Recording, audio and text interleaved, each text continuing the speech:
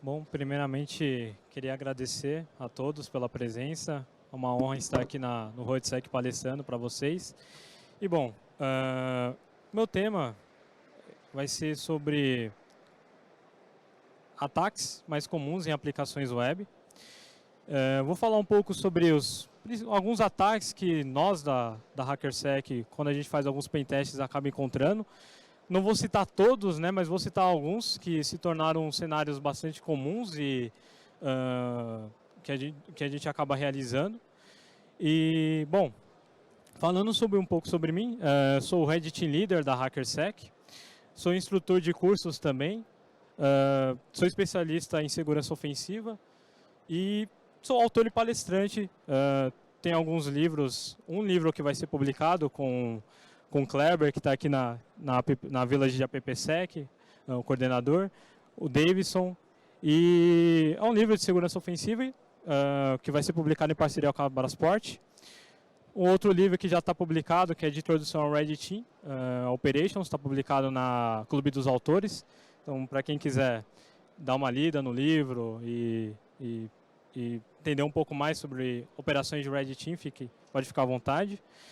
E agradecer a HackerSec pela oportunidade de estar aqui no palco representando eles para falar sobre um tema bastante importante, que é o tema de pentest aplicações web. E bom, para a gente iniciar, eu vou começar com umas terminologias de segurança. Acredito que muitos já devem conhecer, mas para quem está aqui é novo na área ou talvez não conheça muito bem a área de segurança da informação e principalmente a área de pentest, quando a gente fala de ameaça, exploração, vulnerabilidade e ataque, perceba que eu coloquei em uma sequência porque tudo isso acaba se encontrando ali no final. Então, quando a gente fala de ameaça, é algo que potencialmente pode acontecer. Então, imagine uma ameaça de um ataque ou até mesmo uma ameaça física, né? Aquilo é algo potencial. Uma pessoa chega em você, te ameaça que vai cometer alguma agressão ou algo do tipo. E isso só fica na base das ideias, né? Então só fica apenas em algo potencial. E partindo da ameaça você tem a exploração.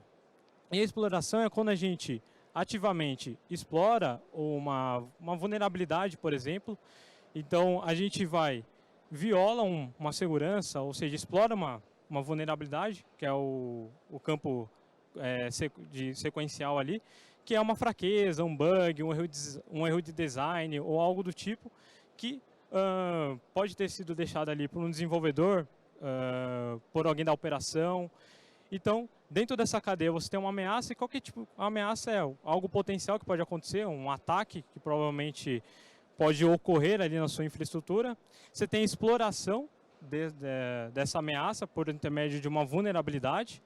E aí, quando você tem ameaça, algo potencial, você tem exploração, que aí você começa a colocar em prática a ameaça especificamente. Você explora uma vulnerabilidade e daquela vulnerabilidade você realiza um ataque, que aí é a ação que deriva desses três. Então, depois que tem uma ameaça para uma ameaça específica. Eu exploro essa ameaça e essa ameaça, a exploração dela através de uma vulnerabilidade, seja qual for, né? A gente vai falar de algumas vulnerabilidades aqui. Você tem um ataque que ocorre dentro dessa cadeia. E aí, quando a gente fala de vulnerabilidades, a gente cita algumas vulnerabilidades, nesse caso, algumas vulnerabilidades comuns, existem milhares de outras vulnerabilidades, mas essas aqui podem ser escaladas para vulnerabilidades mais impactantes, mais críticas, principalmente. Então, a gente tem um XSS, que ele pode ser tanto baseado tanto de forma refletida, armazenado, ou baseado em Document Object Model, o famoso DOM. Você tem que nesse caso você injeta ali um código malicioso na aplicação para explorar o lado cliente, ali, o browser de uma vítima, de um alvo ali, você acaba consequentemente realizando ali ações, seja para roubar cookies de sessão, redirecionar a pessoa para alguma algum domínio malicioso, ou até mesmo escalar essa vulnerabilidade para uma outra, né?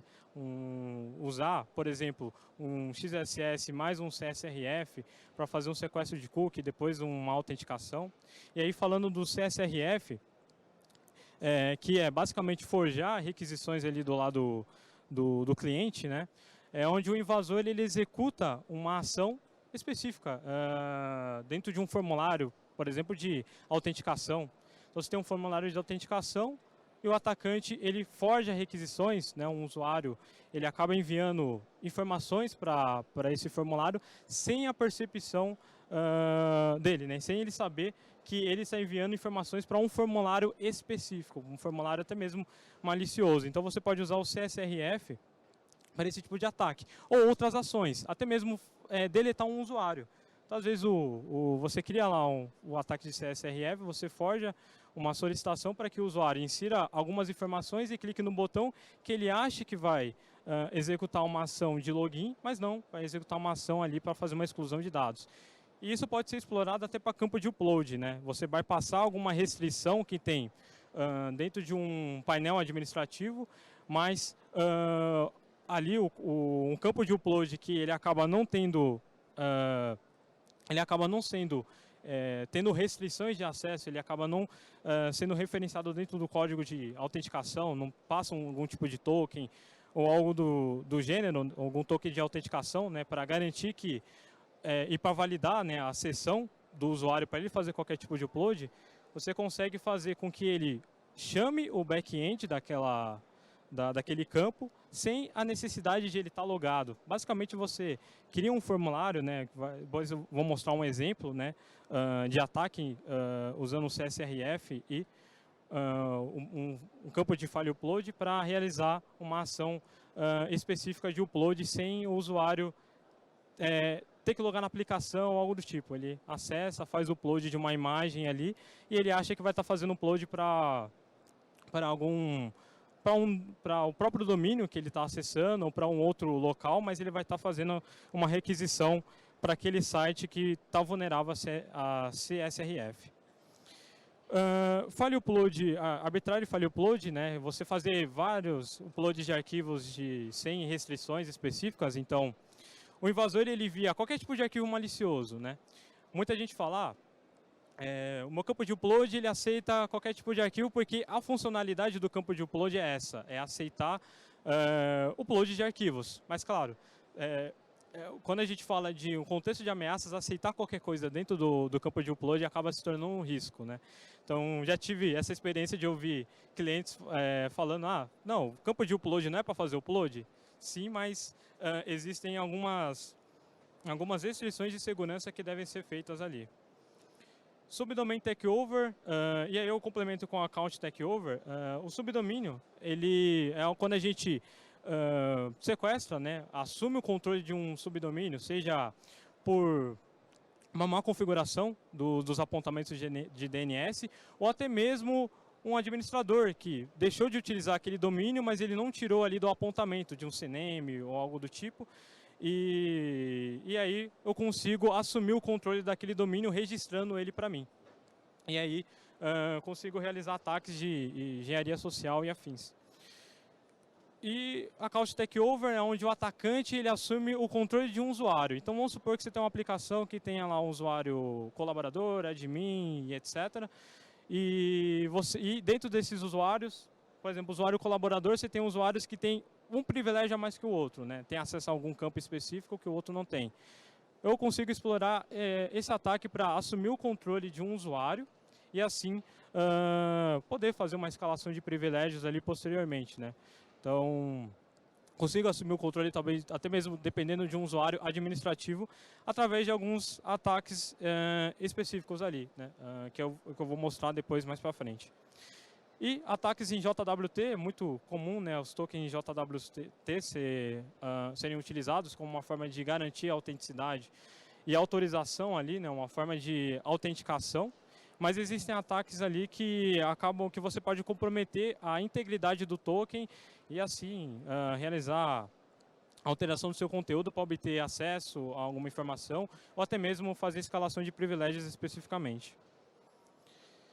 E bom, aí a gente tem, na prática, né, a gente tem algumas ferramentas de...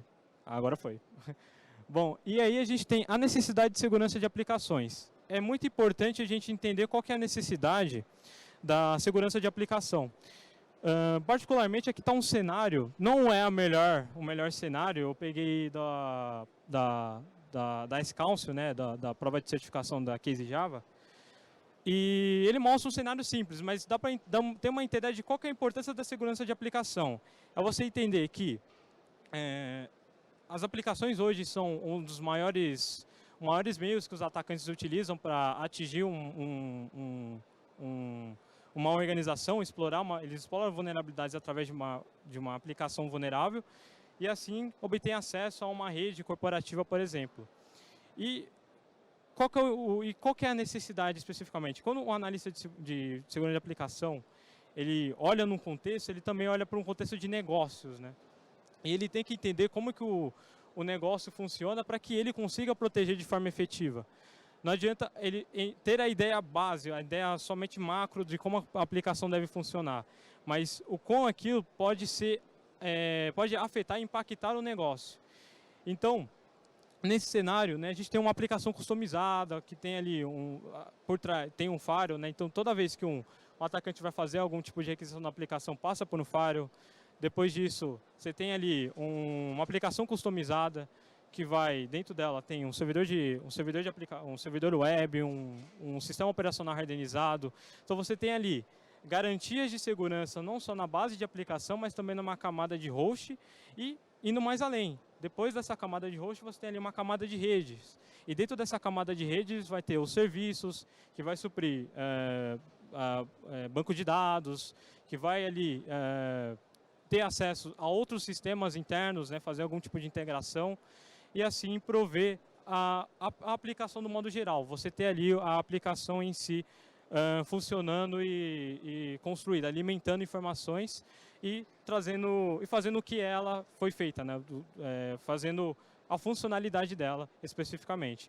Então, quando a gente fala nesse aspecto, a segurança de aplicação, ela olha por todo o contexto de negócio, um perímetro interno, um perímetro externo, para garantir que a segurança ela esteja embutida não somente no código, mas também em outros processos que nele existem, né? Não adianta você ter um código seguro se você tem uma infraestrutura ali que também está vulnerável. E agora sim, na prática, bom, quando a gente fala de pentest aplicações web, é muito clichê a gente falar de ferramentas de reconhecimento, né? Então a gente tem as ferramentas de reconhecimento, elas são importantes, não é imprescindível você conhecer. E por que eu digo que é um clichê, né? Porque toda vez que a gente vai falar de pentest aplicações web, a gente usa reconhecimento e isso é bastante importante, mas também a gente tem que usar esse reconhecimento de forma sábia, né? Não, muitas vezes a gente quer rodar milhares de ferramentas de reconhecimento e assim pegar esses resultados e jogar no relatório sem validá-los antes, né? Então isso acaba tendo um retrabalho depois, né? Porque às vezes a gente faz o reconhecimento, a gente levanta ali domínios, arquivos de configuração, secrets e tudo mais, mas a gente não faz uma validação. E aí não adianta eu reportar algo como crítico e chegar lá uma API key, por exemplo, que a gente encontrou no arquivo, a gente não conseguir chamar ele, fazer alguma requisição ali na API, chamar essa key ali no código. Então, é usar essas ferramentas com sabedoria e aí a importância dela é imprescindível, né? A gente precisa utilizar, mas de forma sábia, porque a gente consegue ter uma ideia também de coisas que às vezes o desenvolvedor, às vezes o administrador ali deixa em aberto e em experiência em casos próprios, né, já foi encontrado até dados sensíveis, empresas de ramo da saúde com dados de pacientes e tudo mais, dentro expostos para a internet. Se alguém rodasse ali um crawler, uma ferramenta bastante simples ali, encontrava uma pasta ali admin, e dentro dessa pasta aberta, sem nenhum tipo de restrição, tinha ali dados de pacientes. E, bom, a gente já sabe o que acontece também quando esses dados vazam, né? E aí, coloquei algumas ferramentas de Recon, né, para quem quiser consultar depois, posteriormente.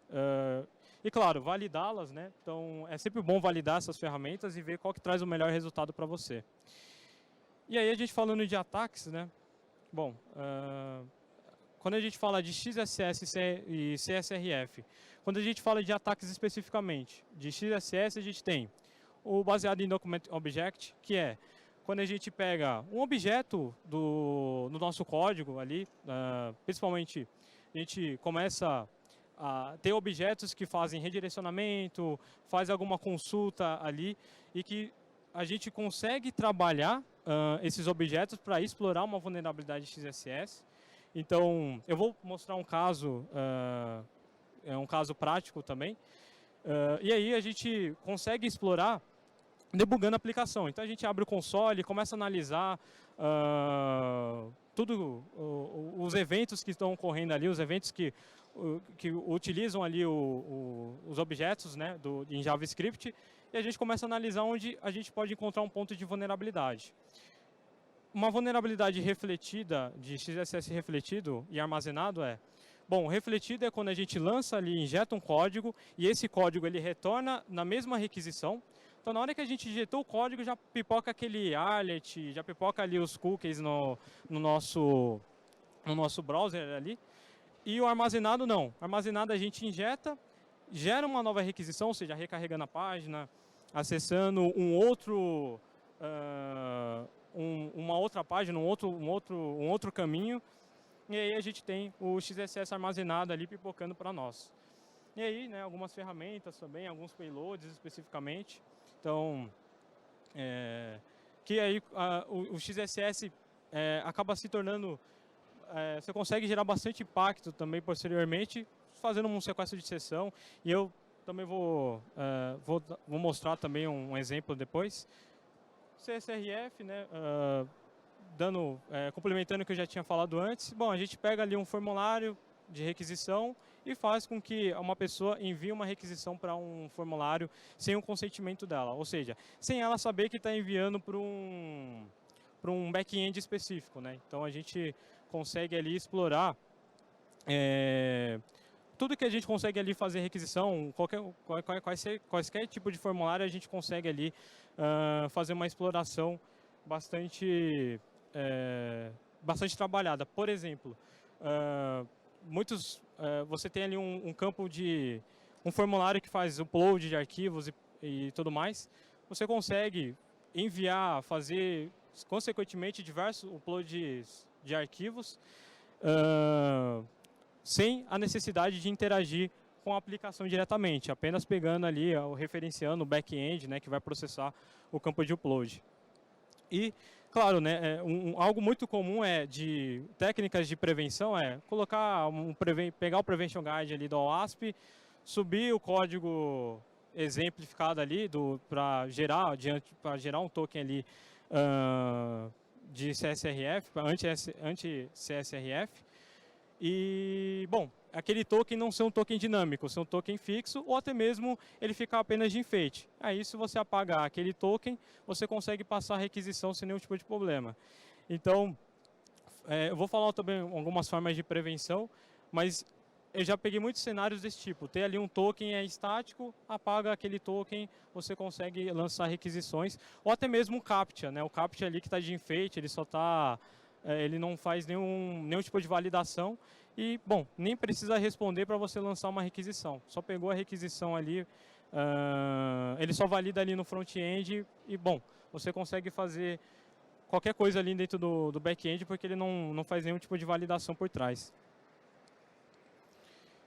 Subdomain Takeover e Account Takeover, bom, especificamente você obter acesso a um subdomínio. Então, a gente tem lá um domínio de servidor Gmail, um CNAME, um name server. E é muito comum, né, esses ataques em buckets S3. Então, às vezes, um bucket ele acaba sendo descontinuado, mas não é retirado o apontamento dele ali no CNAME. E aí, um atacante vai lá e consegue registrar esse bucket sem problemas na conta AWS dele. Então, é muito comum, você mapeia subdomínios ali, você acaba encontrando, já encontrei em muitos pentests mapeando subdomínios, um domínio ali que não estava sendo utilizado, então consegui fazer o apontamento dele usando lá um bucket, por exemplo, a AWS, ou fazendo um apontamento dele usando o Git ali, configurando o CNAME, etc. E aí consegui assumir o controle de um subdomínio. E Account Takeover, né? E aí falando das vulnerabilidades que nele, que você tem atrelado ao Account Takeover, né? Você assumiu o controle de uma conta, você tem a sequestro de sessão, então você sequestrou uma sessão via vulnerabilidade, qualquer tipo de vulnerabilidade, né? Seja um XSS, por exemplo, você obteve aquela sessão, manipula o cookie ali, ou até mesmo um token JWT, você conseguir ali um token de autorização, você consegue manipular aquele token, né, e mandar uma requisição para que passe por aquele token que tem algum privilégio a mais ou algo específico. E até ataques de phishing, um dump de dados e etc. E vulnerabilidades, né, e uma vulnerabilidade que é muito comum, a exploração ali de account takeover é vulnerabilidades em Open Authentication, né? Então, às vezes você faz um registro ali, você fez e, bom, se tiver mal configurado o Open Authentication, você consegue alterar o e-mail ou mesmo pegar a requisição ali do Open Authentication e mudar a senha, né? Pegar uma outra requisição do Open Authentication e mudar a senha inserindo um outro e-mail. Por quê? Às vezes não tem uma validação específica ali no back-end que garanta que só consigo mudar a senha de um e-mail se tiver um token ali específico que referencie a mudança somente naquele usuário. Às vezes por mal configuração a gente consegue manipular e fazer a troca de senha. CSRF, né? Então a gente consegue capturar requisições, né? Fazer com que o usuário logue numa aplicação para nós, né? E um IDOR, né? Então o IDOR a gente manipula um objeto, então tem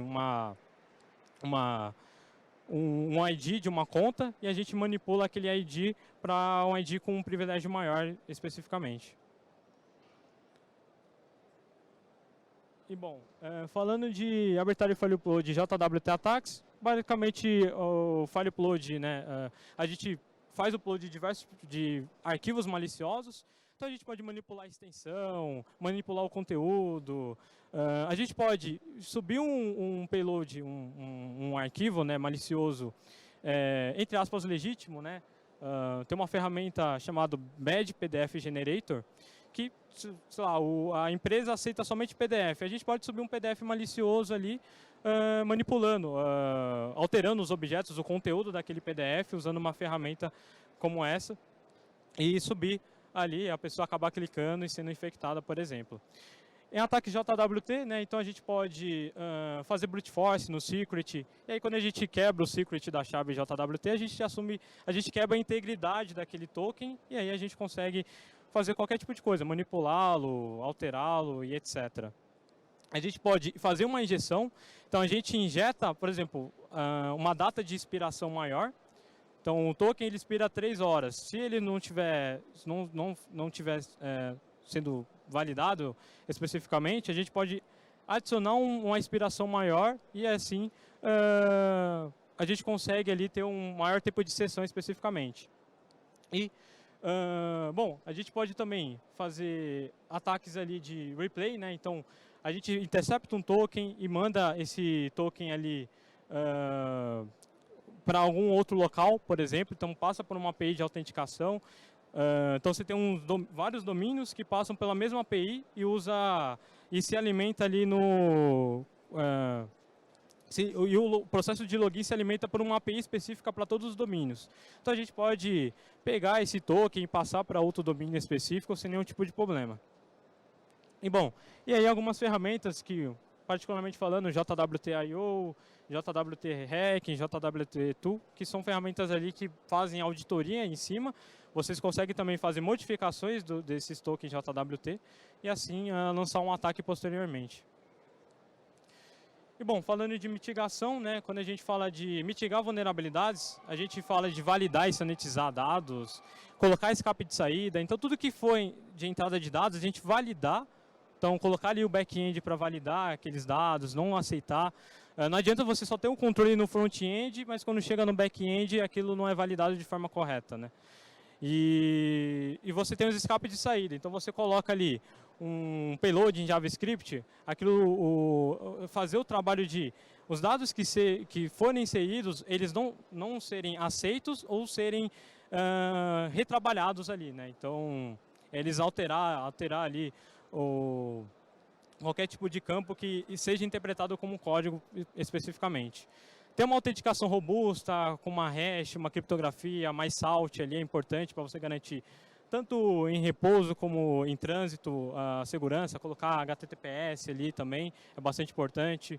Proteção de CSRF, e não vale colocar só proteções de cabeçalho, mas também colocar controles no back-end, no front-end para essa validação.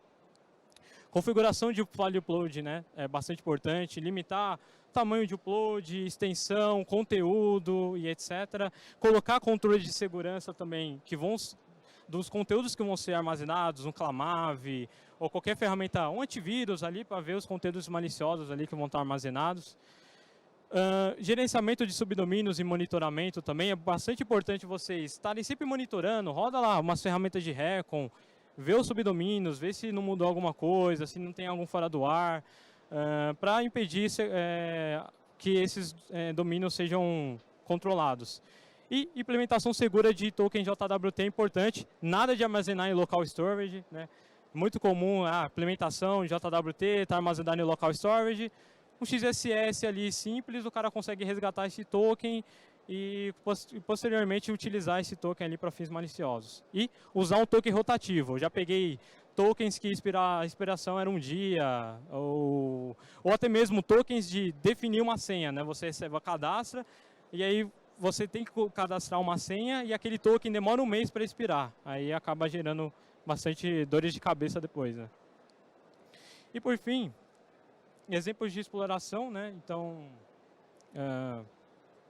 a gente tem um JWT Injection, que basicamente a gente consegue manipular o administrador e tudo mais para colocar o no para sim, e assim a gente passar uma requisição com o token manipulado.